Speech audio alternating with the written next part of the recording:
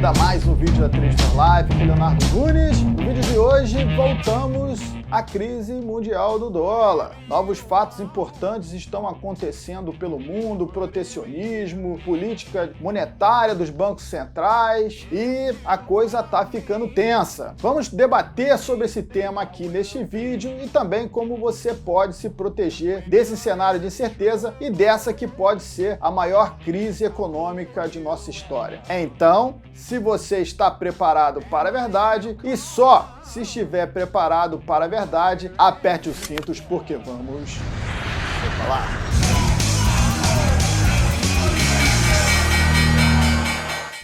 We call a tariff a protective measure. It does protect. It protects the consumer very well against one thing. It protects the consumer against low prices.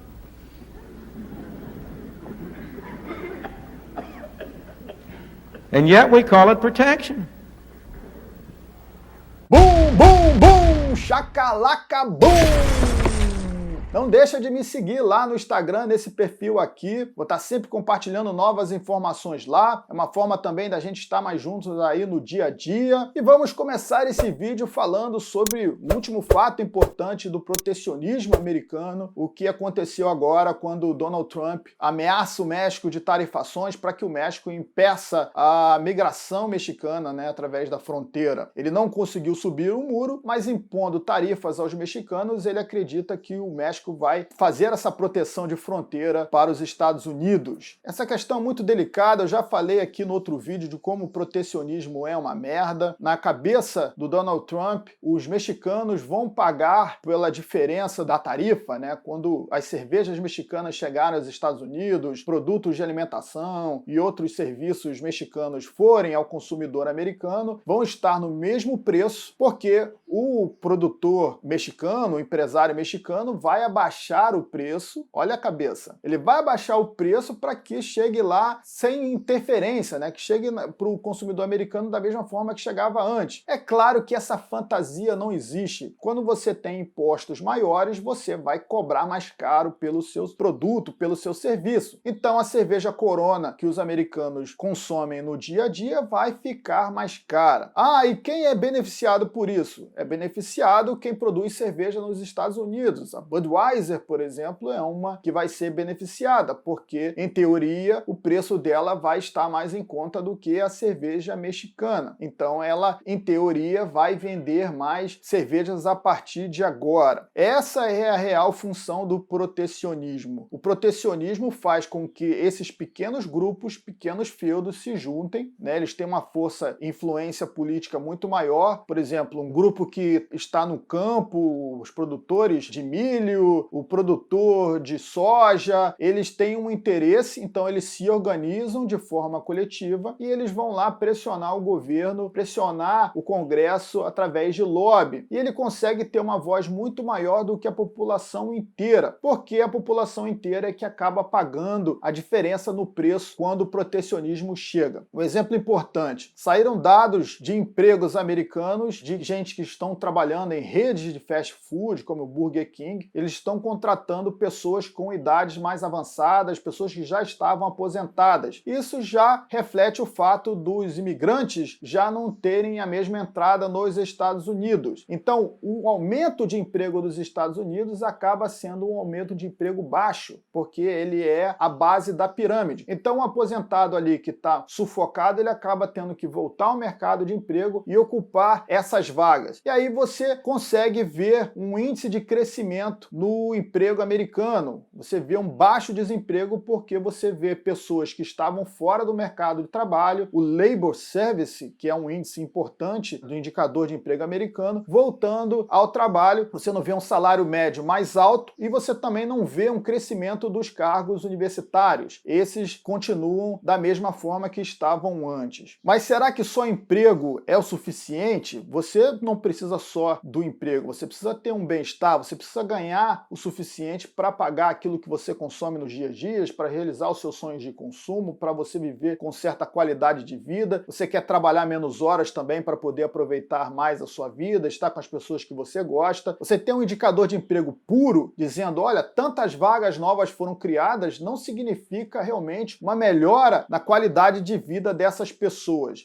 O protecionismo ele consegue maquiar muito dessa situação. E é por isso que a gente está vendo aí números baixos de desemprego nos Estados Unidos. Se você pegar todos os payrolls, que são esses relatórios de desemprego e de emprego americano que saem todos os meses, você vai ter essas informações e você vai conseguir rapidamente identificar o que está acontecendo. Mas o que mais importa, além desse detalhe do emprego, é que os preços aos consumidores finais, o final, vão ficar mais caro. Essa discussão de protecionismo, ela não é nova, ela já existiu em outros tempos. Algumas décadas atrás, o Japão era uma grande potência como a China. O Japão estava crescendo muito economicamente, vendendo produtos aos Estados Unidos, como automóveis e outras tecnologias importantes, e aquele grande crescimento do Japão assustou os americanos, da mesma forma que o crescimento da China está assustando agora. O discurso do Donald Trump, nós estamos enriquecendo a China. Na época também, acreditava-se que os Estados Unidos estavam enriquecendo o Japão e por isso exigiam que o governo americano colocasse tarifas nos produtos japoneses para impedir que o Japão tivesse esse privilégio de enriquecer às custas dos americanos. Mas esse é o livre comércio, é o livre mercado. Na verdade, esse dólar que vai para esses países, ele serve como uma segurança. Ele está vendendo um bem, um produto, um serviço para os Estados Unidos em troca do papel moeda, que hoje o Banco Central imprime com uma grande facilidade. É a commodity mais barata dos Estados Unidos é imprimir dólar. Todo mundo quer o dólar, então ele vai lá, imprime, não tem lastro mais do ouro, desde 1971 que o dólar não tem mais lastro no ouro. Então você vai lá, liga a maquininha, começa a imprimir e passa esse papel em troca de serviços, em troca de produtos. E os Estados Unidos mantêm essa grande qualidade de vida, esse American Way of Life, né? E o contrário do mundo que prefere estar com o papel moeda, porque o papel moeda americano tem mais valor do que o papel moeda de outros países. E com o advento dos investimentos, vários desses empresários que acabam ganhando nessas transações de exportações aos Estados Unidos acabam retornando o dólar aos Estados Unidos através de compra no mercado de ações, comprando títulos públicos americanos. Então empresas compram títulos públicos americanos como reserva de caixa. Esse dinheiro acaba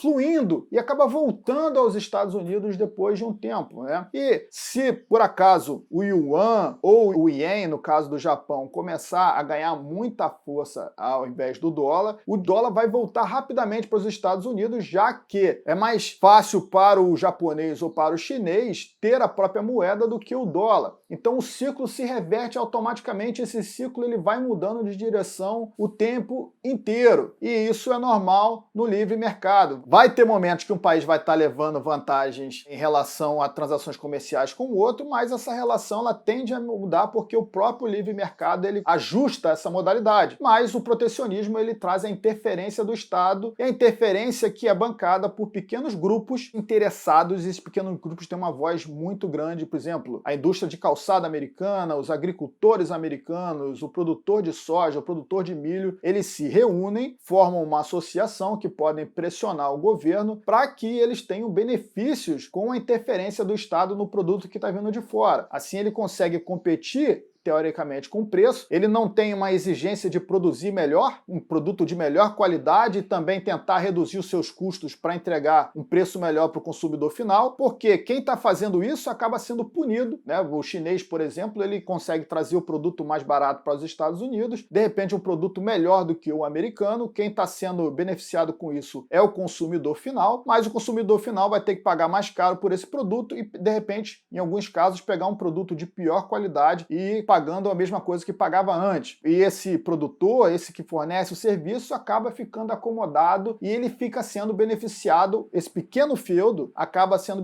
beneficiado ao contrário de milhões e milhões de pessoas que acabam pagando mais caro. Mas por que essas milhões de pessoas não se revoltam? Por que elas não tomam uma voz nesse sentido? É muito mais difícil para que o coletivo, as pessoas se reúnam, mesmo com as redes sociais hoje em dia, para evocar esses direitos. E por que essa essas taxas, elas são diluídas de forma muito pequena na economia. De repente você vai pagar $3 a mais por um produto que você comprava recorrentemente, uma pasta de dente, uma escova, que de repente vem um sapato, um tênis, que um produto que você compra recorrentemente vai ter um acréscimo de $3, $4 por pessoa. Se você multiplicar isso por cada cidadão do país, isso vai ser bilhões, trilhões de dólares, mas no sentido do coletivo, no indivíduo, você sente muito pouco. Então é muito difícil que pessoas vão se reunir por causa de um aumento de $3. A gente vai reclamar, a gente vai falar, nossa, o negócio tá caro, né, com caixa ali na hora de pagar o serviço, mas você não vai ter essa força que os produtores, esse pequeno grupo tem em se unir e buscar esse benefício aí através do Estado. Então o Estado vai fechando fronteiras para artificialmente trazer o emprego para dentro, e um emprego que não tem essa qualidade que a gente pensa que deveria ter, e aí você mostra aí um índice de desemprego baixo, isso agrada economicamente. O protecionismo ele acaba acarretando isso, ele beneficia grupos pequenos em detrimento de uma grande maioria. E a grande maioria, ela é manobrada através da mídia com esse sentimento nacionalista que é invocado em todos os países do mundo. Nós estamos combatendo aqueles comunistas chineses, nós estamos combatendo aqueles desgraçados japoneses, nós estamos acabando com a esquerda, nós estamos contra aqueles brancos de direita. Essa segmentação, essa divisão de grupos feitas pela sociedade acaba também permitindo que o sistema continue se mantendo. Existe ali uma doutrinação de que você precisa ocupar um lado, você precisa ter uma ideologia, e aí quando você ocupa esse lado ou essa ideologia, você fica cego para o contexto como um todo. Principalmente o nacionalismo, a invocação da bandeira, do hino, você vestir camisas em passeatas, como aqui no Brasil acontece, né? Você começa, nós, o Brasil acima de tudo, nós acima de todos, né? Como o nacionalismo, ele também é um efeito de manobra criado pelo sistema. Por quê? O planeta, ele é um só. Não existe fronteiras no planeta. Quando você pega o mapa, o Atlas, você vai ver fronteiras que foi riscada por homens, pessoas de poder no passado que delimitaram espaços e terras. E quando você pertence ao país, você, na verdade, você é um gado daquele país, você é um contribuinte, você paga impostos naquele país. E você tem um passaporte para indicar isso. Então eu tenho um passaporte brasileiro, se eu for para um país diferente, vão me identificar como um contribuinte brasileiro. Então eu sou uma vaca marcada ali, e para manter esse sistema de contribuição, para manter você quietinho dentro da sua própria fronteira, o protecionismo evita que você vá a outros países, e é evocado sempre esse sentimento de nacionalismo através de esportes, através da bandeira, através do hino, e essa evocação do nacionalismo acaba realmente escondendo um pouco do que o sistema como um todo ele é uma fachada, e ele é feito para te deixar aí mais pobre, como a gente está vendo o mundo inteiro, né? O dólar vem sempre perdendo valor. O país mais rico do mundo, que é os Estados Unidos, tem uma moeda que é a mais forte, que vem perdendo valor ao longo do tempo. Então, um dólar em 1913, hoje, vale 5 centavos o mesmo dólar. Então, ele vem perdendo valor, a população vai ficando cada vez mais pobre, porque se você tinha um dólar em 1913, você tinha um poder de compra muito maior do que você tem hoje em 2019, e a tendência daqui a 5 anos esse poder de compra vai diminuindo ao longo do tempo, e é por isso que você vê esses grandes ciclos econômicos aí se mantendo, porque estamos dentro desse maldito sistema.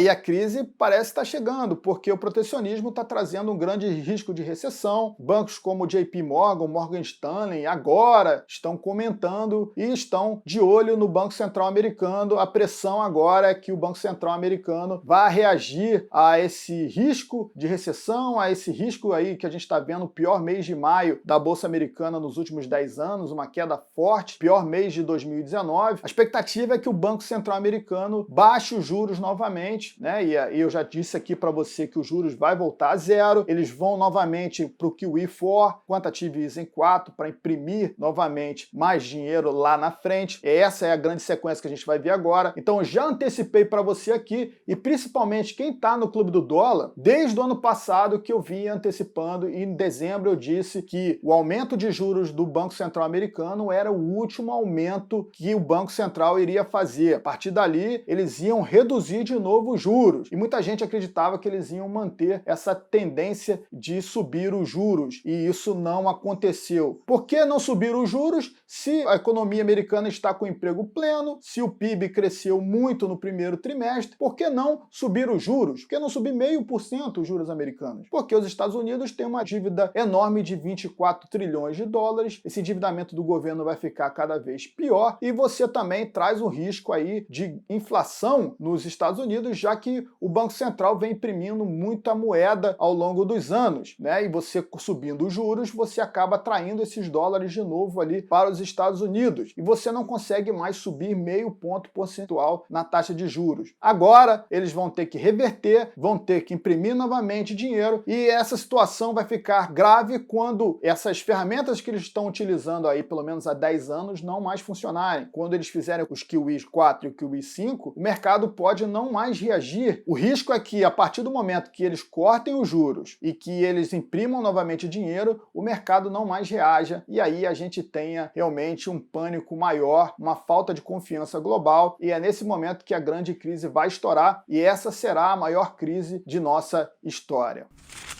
Atenção! Você que quer ter mais informações sobre tudo isso que eu estou trazendo nesse vídeo, se você quer antecipar momentos importantes da economia para planejar a sua vida, para planejar os seus investimentos, eu antecipei o momento de alta do criptomoedas, já antecipei o momento do mercado do ouro que está explodindo de alta agora com esse protecionismo. Se você quer dicas importantes, quer mais acesso a esse conteúdo do vídeo, muito mais denso do que eu coloco aqui, um conteúdo bem bacana semanalmente e também em tempo real, quando os fatos estiverem acontecendo, assine o Clube do Dólar. Aqui embaixo, na descrição desse vídeo, tem um link para você colocar o seu e-mail e o seu WhatsApp para você participar desse clube, essa lista VIP importante que recebe essas informações bem bacanas toda semana. E para você que está interessado no Clube do Dólar, você tem até o final deste mês para fazer a sua inscrição. Eu vou fechar o clube por tempo indeterminado, a gente está com um grande número de inscritos no momento, então corra antes que essa oportunidade se encerre, ok?